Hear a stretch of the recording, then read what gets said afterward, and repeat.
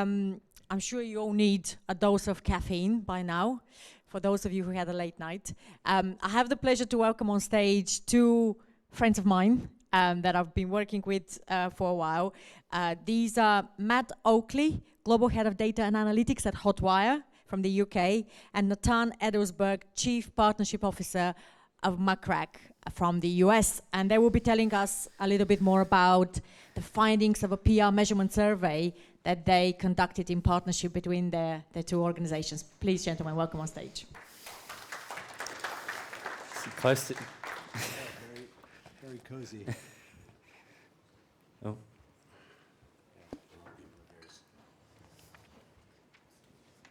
I assume this is the clicker. Thank you. We promise to let you get caffeine soon, I promise. This is going to be your jolt for the morning. Really excited to be here.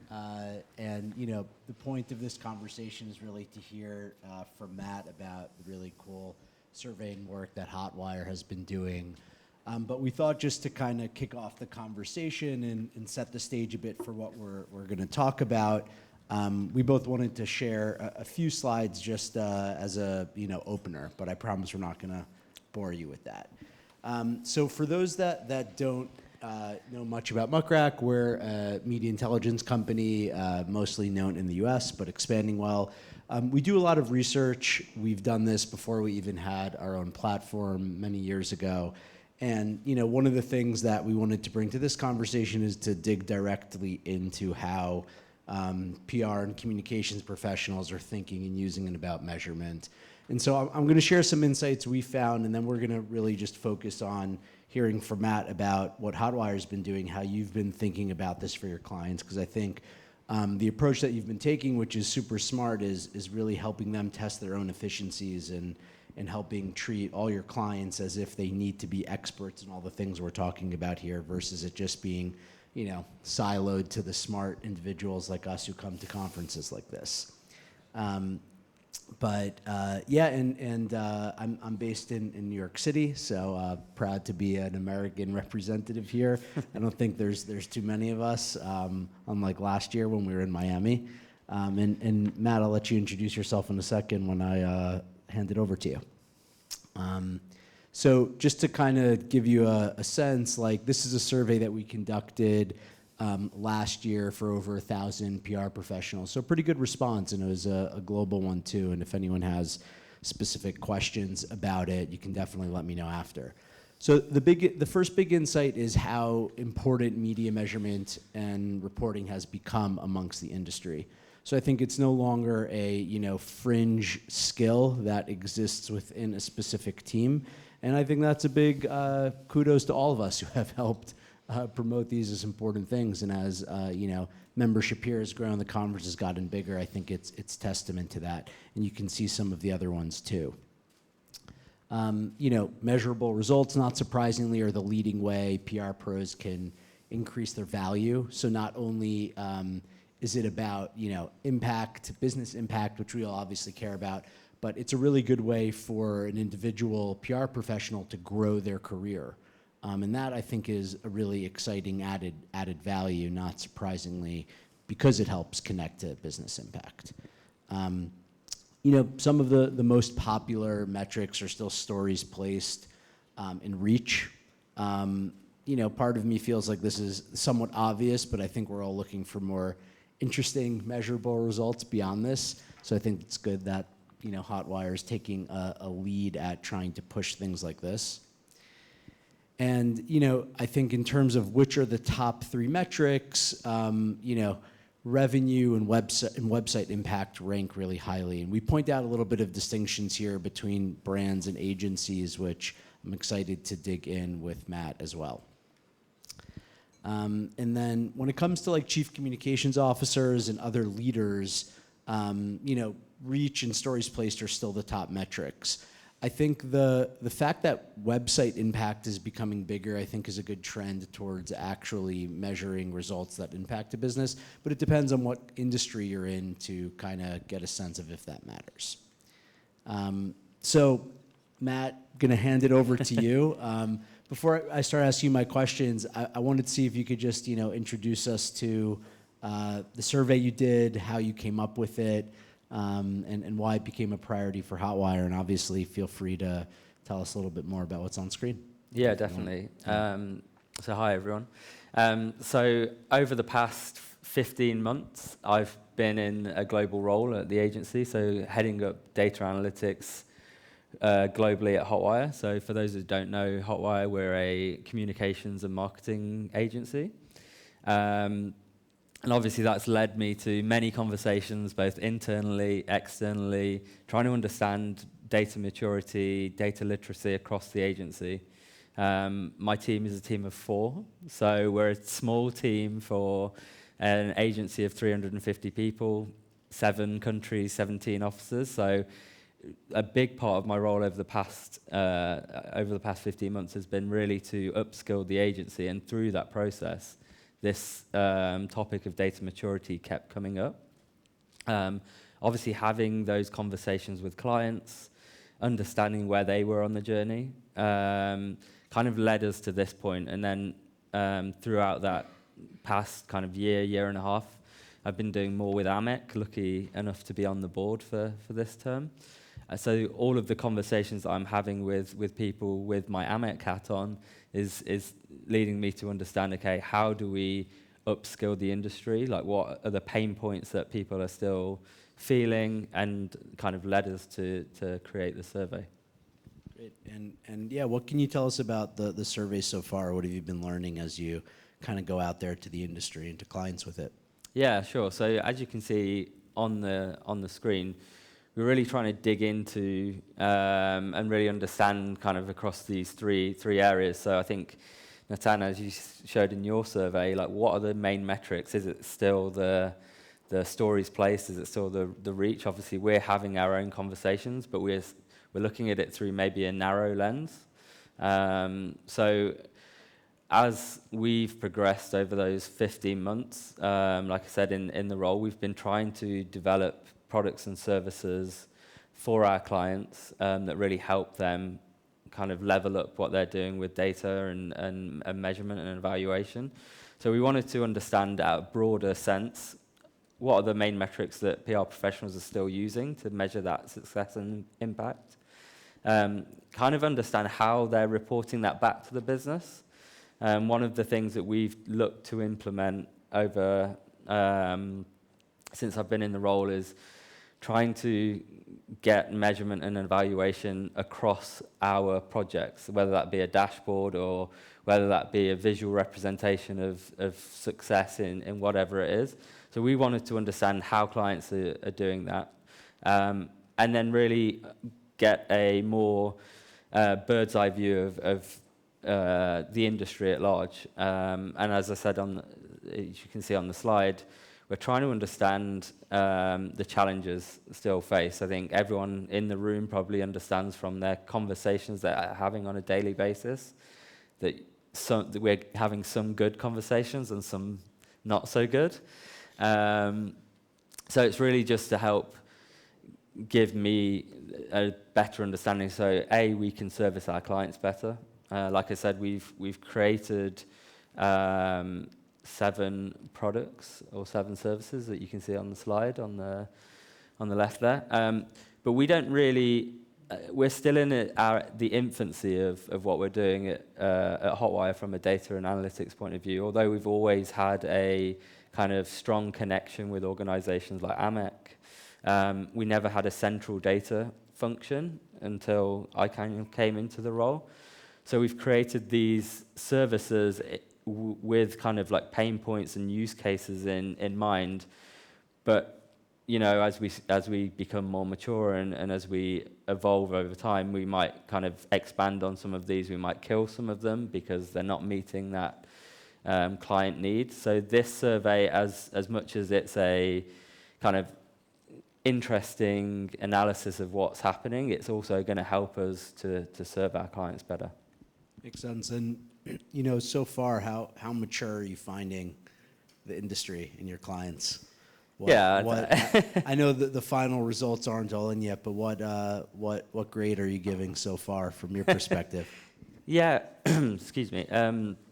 We're seeing a mixture, I think. Probably what you expect. Like it comes as no surprise, probably anyone in the room, that some of the results have come through and been a bit eye-opening, and then others are actually doing some really interesting things. So we're still in the early stages of collecting the full data set. So I can share a couple of early stats. So we're still seeing, and this really aligns to what you were just showing in the Muck Rack results, that nearly 1 in 2 of the respondents are still really only utilizing, and when we say basic media metrics, we're looking at the volume, the stories placed, the reach, so on and so forth. So there's still a ways to go, and that's no surprise. And we obviously did this to build on the kinds of surveys that you're doing. So this alignment kind of shows that we're still places to go, still need to have some of that work with our clients. And it kind of resonates with some of the conversations that I've had with clients as well. I've had some clients come to me and say, hey, my bonus is all focused just on volume of stories. So you can come to me with a really sophisticated measurement framework, and we obviously try to push the best practices whenever we can, but not often, but sometimes clients will just turn around and say, hey, I just want to know a volume, which is fairly disheartening, but you can have that consultative conversation to try and push them in a better direction. Whereas, and I think what's interesting with this, and obviously that's the headline stat, but beyond that, quite a few people were responding that they are starting to use the website metrics, similar to what you showed. So it's good to see that people are trying to marry up different sources of data to kind of give a greater view, give greater context around what they're seeing. Obviously, it's only beneficial if it aligns to their objectives, but it's good to see that come through in a similar way to what your data was showing. The next one was that 83% are still delivering their data reports back as kind of flat files. So we're thinking about PowerPoints, we're thinking about PDF. And we say on the slide 17 do it best, but I guess it depends on what you're trying to achieve by that. What we're trying to look at here is how people are interacting with the data along the way. We still often see clients stuck in Excel files or whatever, manually filtering on data, and we all know that leads to some data quality issues, which I think still need to be addressed. But this was really interesting for us because we've looked at maybe creating an offer that is more kind of online, on-demand dashboard based.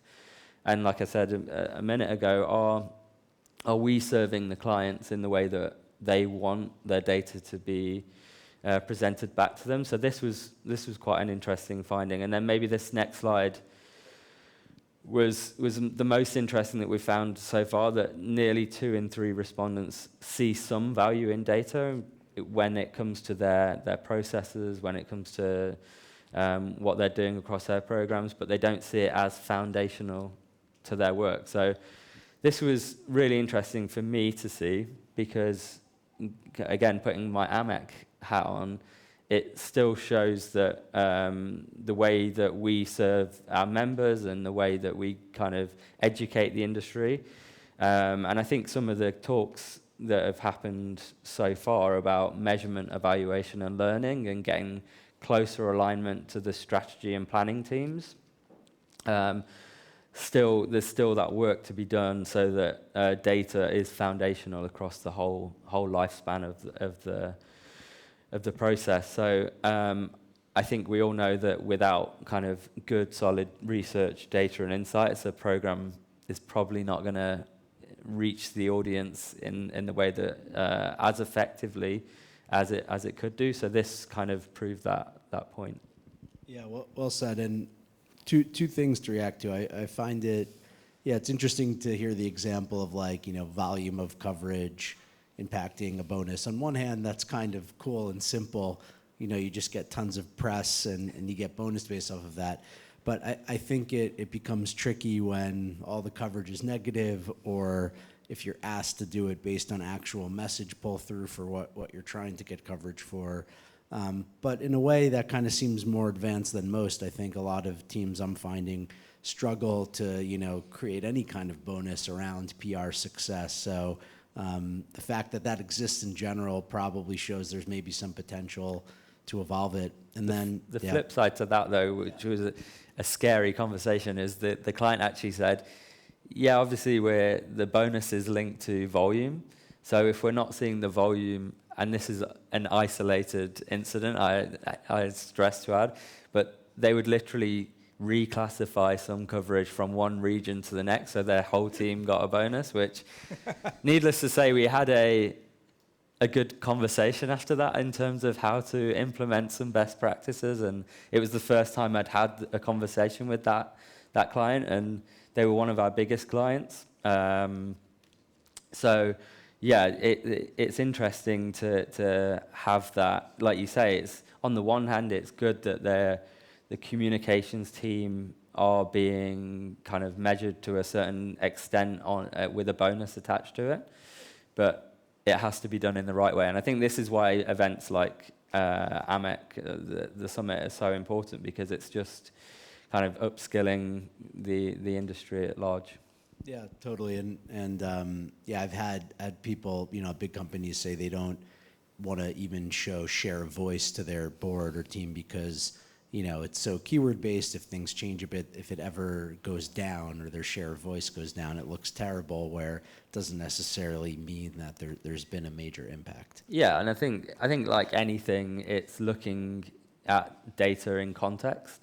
I don't know if anyone was in Johnny's session a few minutes ago, but just really looking at data in the right context and presenting it back. Like, you can have a huge share of voice, but as you said, if you dig under the surface, it could be 80% negative coverage, or it could be in 80% press release reprints that don't really mean anything without any prominence. They're in outlets that aren't where your audience are. So it's not just taking data at face value, it's asking questions of it and trying to extract the value of it to then present it back with some thought behind it, rather than just kind of like, hey, I'll just download a report from Muck Rack or wherever it might be, and not ask questions of the data. I think you're going to run into some kind of issues further down the line if someone ever comes to you and says, can you kind of explain what we're seeing here, and then you've literally not done the work behind that. So yeah, I think exactly what you said. Yeah. And then the other point from the insights, which I thought was interesting about, PDFs and spreadsheets are still kind of prominent, and there's opportunities and abilities to, create a dashboard or more customized work. I found there's like a struggle between wanting something that goes beyond a PDF and people actually using it. So you might set up this whole complex dashboard, and I'm sure this has happened to everyone internally at their companies at some point. It has all this functionality, but does anyone actually use it? I'm curious what you think of that. Like, is there if there was like a really even easy to use interactive element, are you seeing that your clients would actually use something like that, or would they ultimately just still want the PDF of the fancy graphs that they could pass along?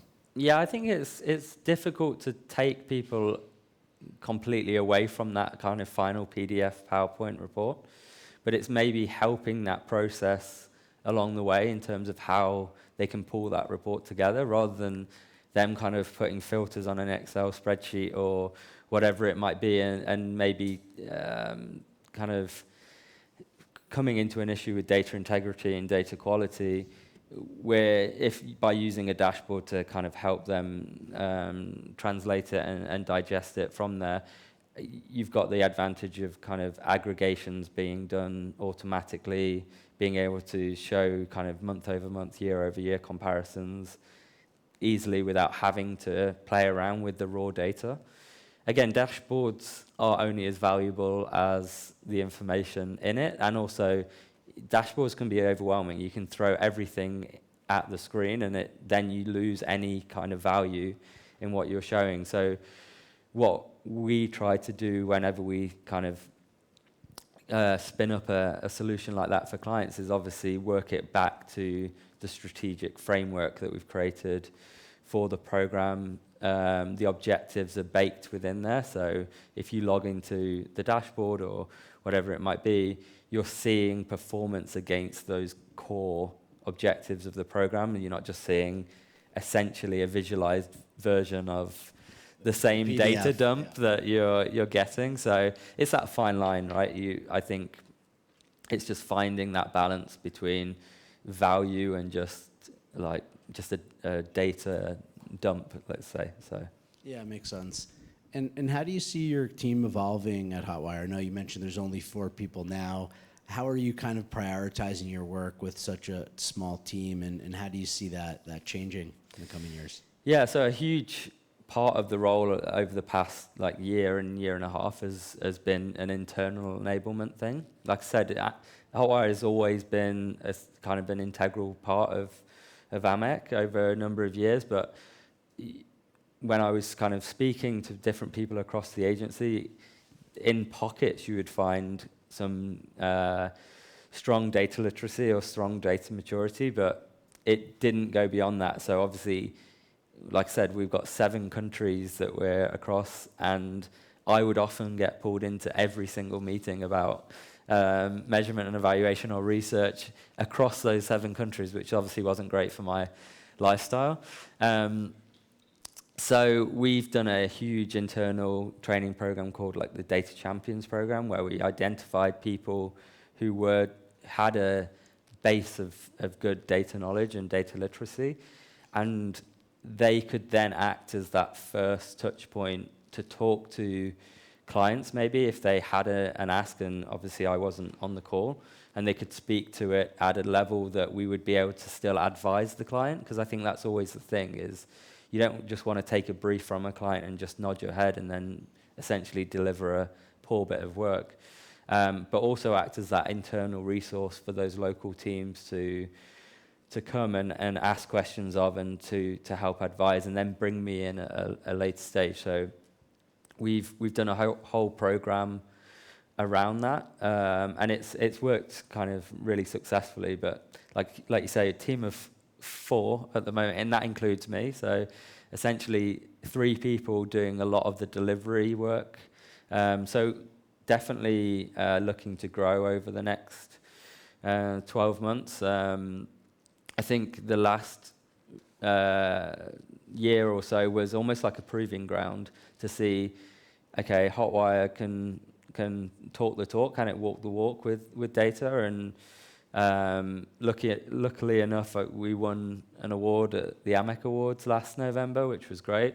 So it kind of validates that we're on the right track, and we exceeded our kind of revenue targets by 2 times. So but I still see us in that phase 1. We're still in that early phase. Like I said, we've created those 7 offerings.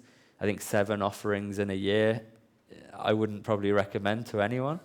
But it's probably looking to okay, how do we optimize them? And things like this survey that we can now repeat on a yearly basis, which is really valuable, and obviously marry it up with insights that you're doing, are only going to help us service our clients better and help us educate the industry better.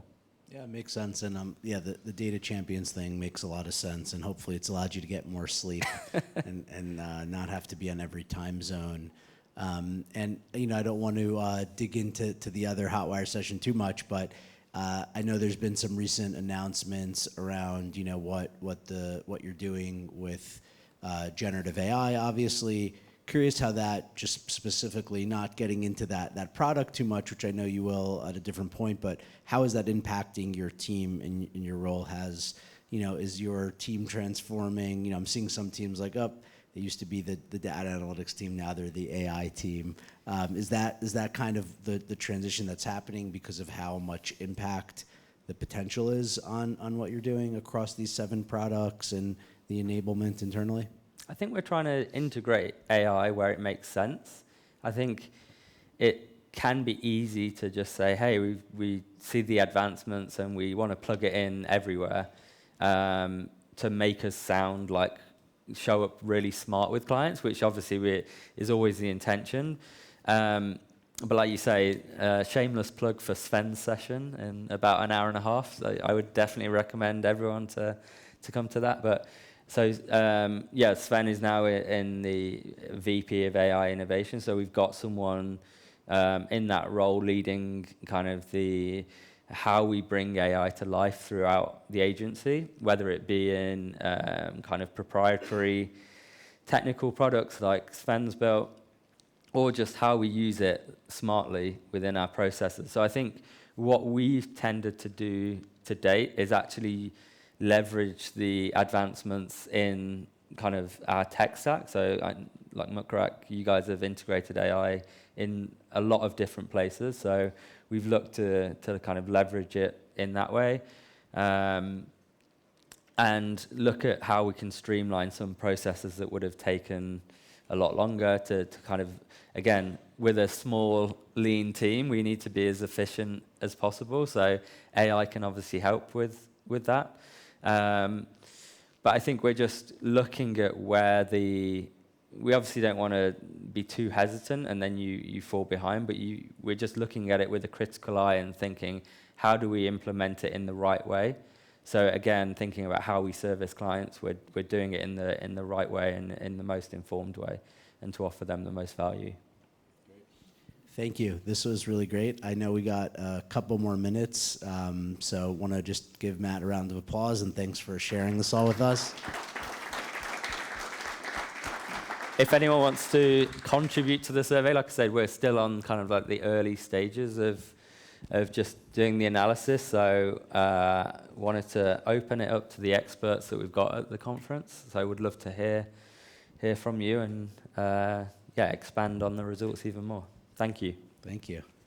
I always have more questions, but any questions before we officially wrap up?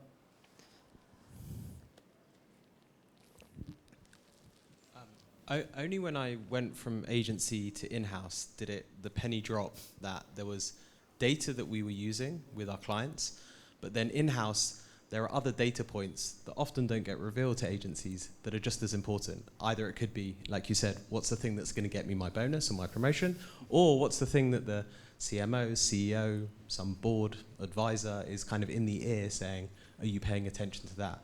How do you marry the friction between best practice that you're trying to push, and then what the CEO is trying to push, and then what the board advisor, and sometimes you don't even have that visibility, or even how do you advance their career of the client, and how do you marry those kind of different data points and the fight between that and the best practice? Yeah, so it's a really good question. So I think it's about having that conversation with the client to say, hey, what do you need to show the impact internally? And really go backwards from there. And then obviously if it's really important to them, can we get access to some of those systems that they've got, some of those data points, and then marry it up with the data that we've got? So I think it's not just kind of taking that brief from the client and just saying, hey, we'll just do the bog standard measurement or the measurement approach. It's about kind of that collaboration to say, how do you need to show success back to the business or show impact and really kind of work with them. And sometimes your hands are tied because you can't get direct access to the platform. So it's being creative and looking at maybe Google Trends data to show uplift in search and things like that. But yeah, I would just say, having that kind of conversation and trying to understand objectives, challenges that they face in that reporting process and going from there. Thank you. Be time for one more. I think I saw another hand up, but might have missed it. Okay, well, thank you all so much. Enjoy the rest of your day. Yeah, check out Sven's session a bit later today. Yeah, thank you. Thank you so much, Matt and Natan. Thank you.